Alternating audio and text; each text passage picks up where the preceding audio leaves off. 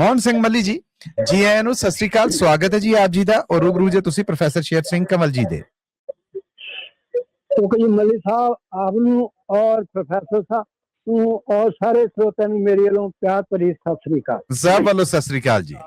ਕਿਉਂਕਿ ਚਾਰ ਕਲਾਈਨਾਂ ਉਹ ਮੈਂ ਸੁਣਾ ਦਿੰਦਾ। ਜ਼ਰੂਰ ਜੀ, ਇਰਸ਼ਾਦ। ਓਕੇ। ਕਹਿੰਦਾ ਦਰ ਮੱਥੇ ਟੇਕਿਆਂ,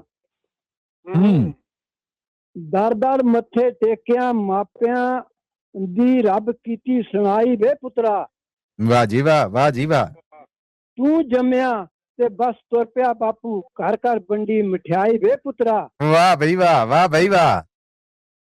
ਪਾਲਿਆ ਪੋਸਿਆ ਜਿਵੇਂ ਤਿਵੇਂ, ਇੱਕ ਤੇ ਇੱਕ ਗੱਲ ਪੁਗਾਈ ਵੇ ਪੁੱਤਰਾ। ਵਾਹ। ਮਾਂ ਦੇ ਗਹਿਣੇ ਪੇ ਦੀ ਪੂੰਜੀ ਖਾ ਗਈ ਤੇਰੀ ਪੜਾਈ ਵੇ ਪੁੱਤਰਾ। ਹਾਏ ਹਾਏ, ਕੌੜਾ ਸੱਚ ਹੈ ਜੀ। ਕਿਆ ਕਹਿਨੇ, ਕਿਆ ਕਹਿਨੇ। ਦੁਨੀਆ ਵਿੱਚ ਤੇਰੇ ਸਿਵਾ ਕੁਝ ਹੋਰ ਨਾ ਦਿਸੇ, ਹੋਰ ਕੋਈ ਨਾ ਦਿਸੇ ਵੇ ਪੁੱਤਰਾ। ਡਰਦੇ ਸੀ ਜਿਸ ਗੱਲ ਤੋਂ, ਮਾਪੇ ਉਹਦੀ ਉਹੀ ਘੜੀ ਆਏ ਵੇ ਪੁੱਤਰਾ। ਆਈ ਵੇ। ਗੈਰ ਮੁਲਕ ਵਿੱਚ ਜਾਣ ਦੀ ਜਿੱਦ ਤੇਰੇ ਬਾਪੂ ਨੂੰ ਸਮਝ ਨਾ ਆਈ ਵੇ ਪੁੱਤਰਾ। ਮਾਂ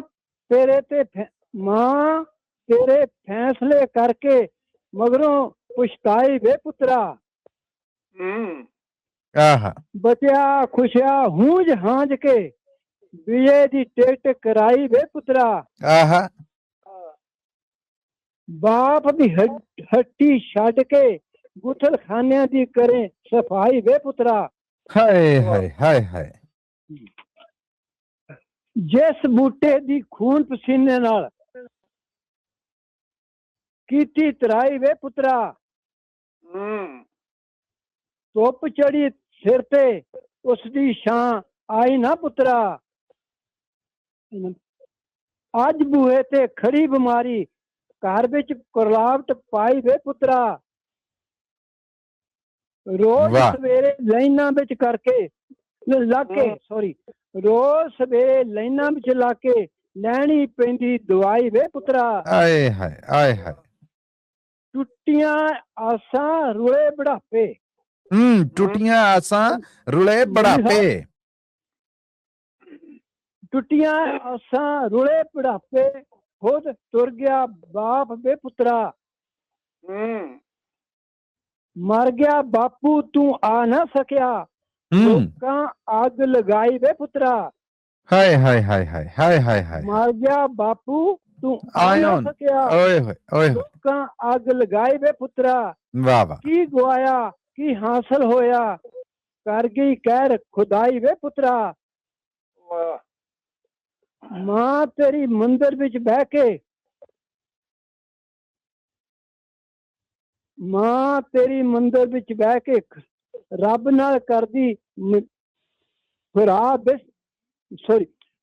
ਮਾਂ ਤੇਰੀ ਮੰਦਰ ਵਿੱਚ ਬਹਿ ਕੇ ਮੱਝ ਕਰੇ ਖਰਾਬ ਵੇ ਪੁੱਤਰਾ।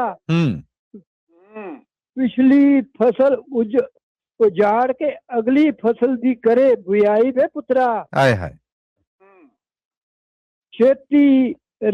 ਚੇਤੇ ਰੱਖੀ ਪੁੱਤ ਜੰਮਿਆ ਤੇ ਤੂੰ ਵੰਡ ਨਾ ਸਕਿਆ ਮਠਿਆਈ ਵੀ ਪੁੱਤਰਾ। ਓਏ ਹੋਏ ਹੋਏ। ਚੇਤੇ ਰੱਖੀ ਪੁੱਤ ਜੰਮਿਆ ਤੂੰ ਵੰਡ ਨਾ ਸਕਿਆ ਮਠਿਆਈ ਵੇ ਪੁੱਤਰਾ। ਹਾ ਹਾ ਹਾ। ਹਾਏ ਹਾਏ। ਸਾਰਿਆਂ ਨੂੰ ਸਤਿ ਸ੍ਰੀ ਅਕਾਲ। ਸਭ ਵੱਲੋਂ ਸਤਿ ਸ੍ਰੀ ਅਕਾਲ ਜੀ। ਬਹੁਤ ਧੰਨਵਾਦ ਆਪ ਜੀ ਦਾ, ਬਹੁਤ ਧੰਨਵਾਦ ਆਪ ਜੀ ਦਾ।